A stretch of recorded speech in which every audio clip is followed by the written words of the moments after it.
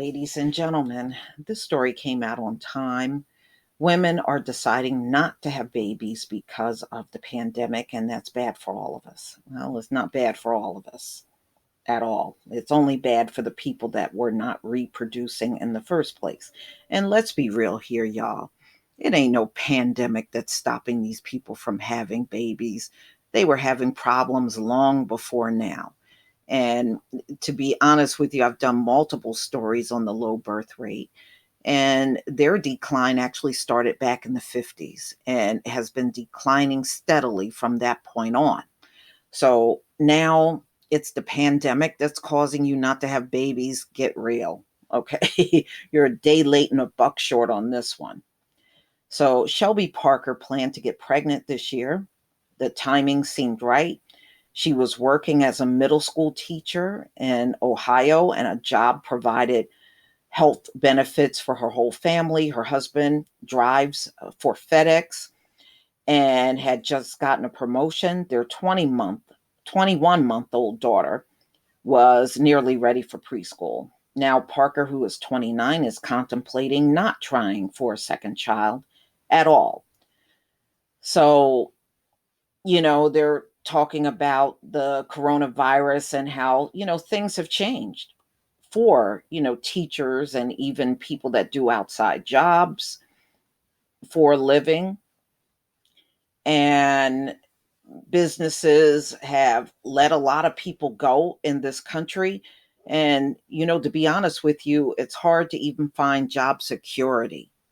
You may be in your job today, but if they do another lockdown, you won't be in your job anymore. So the school has warned teachers that there may be a round of layoffs before the end of the year. As the pandemic rages on, she and her husband worry that she may end up out of work. If that happens, they will be left without health insurance. If things were different, if Parker had confidence in the economy and her chances of staying virus free on the days she teaches in person, and in the ability of the nation and Ohio to control the spread of the coronavirus, she'd be pregnant already. I'm grieving from my family I thought I would have, she said. Economists and fertility experts say hundreds of thousands of American women are making the same decision. A June report from the Brookings Institution estimated that the U.S. would see as many as 500,000 fewer births in 2021, a 13% drop from the 3.8 million babies born in 2019. Telehealth Clinic tells Time it has seen a 50% jump in requests for birth control since the beginning of the pandemic. So they don't want to have babies at all. For Plan B, there were also requests for Plan B, a 40% increase. A survey from Guttmacher Institute found that 34% of sexually active women in the US have decided to either delay getting pregnant or have fewer children because of concerns arising from COVID 19. Lower income women were much more likely than other women to want to put off having a baby. That's especially true among Black and Latinx women who have suffered disproportionate income and job losses this year. On top of the financial worries, the pandemic has plagued the would be mothers with a host of other concerns, including hospital rules that might banish partners from the delivery room and the risk of exposing relatives to illness if they were needed to provide childcare. And of course, parents are worried about the health of the baby. Los Angeles County recently reported the first newborn cases in the US, with 8 out of 193 babies tested positive for coronavirus. Yeah, that's true. Because I've seen those stories that at birth, some of these babies have it. Katie Hartman, 34, lives in Florida. One of the states hardest hit by the coronavirus is considering a home birth if she does decide to get pregnant. You never know when another spike will come. It just seems wise to avoid the hospital, she said. The long-term impact of delays could be staggering. The US fertility rate is the lowest it's been since 1985.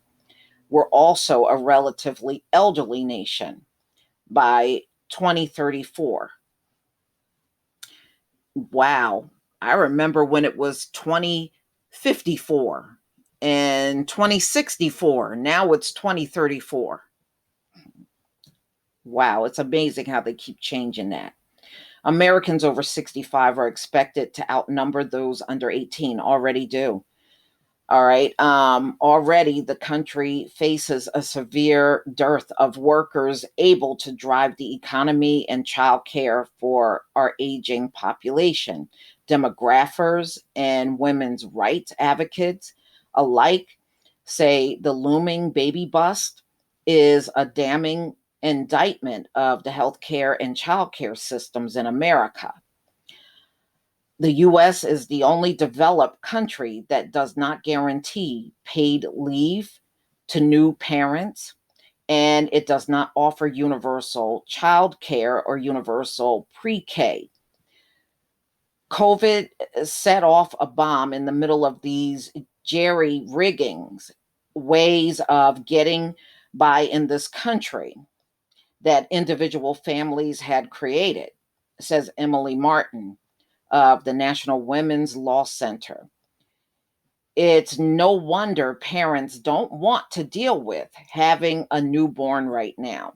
A July survey from the Mom Project, a startup that works to pair mothers who have dropped out of the workforce with new jobs, found that US moms are twice as likely as dads to leave their jobs in 2020 because of the strains of juggling work and family care since the pandemic began. And the Bureau of Labor Statistics found that 4 times more women than men drop out of the workforce in September alone.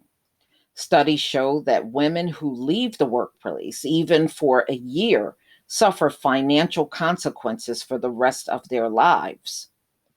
Now, after decades of fighting for equal pay and equal opportunities in the workplace, women are once again left with a choice: have a career or have a baby.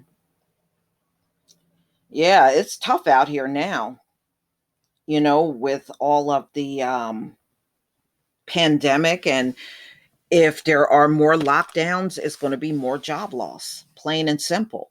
And as it keeps rising in the country, states are going to shut down again. They're not going to have a choice. It's going to be too many sick people. But y'all, please tell me what you think about this story. Please leave your comment and subscribe. Don't forget to hit on the notification bell, and I'll see you on the next video. Peace, family.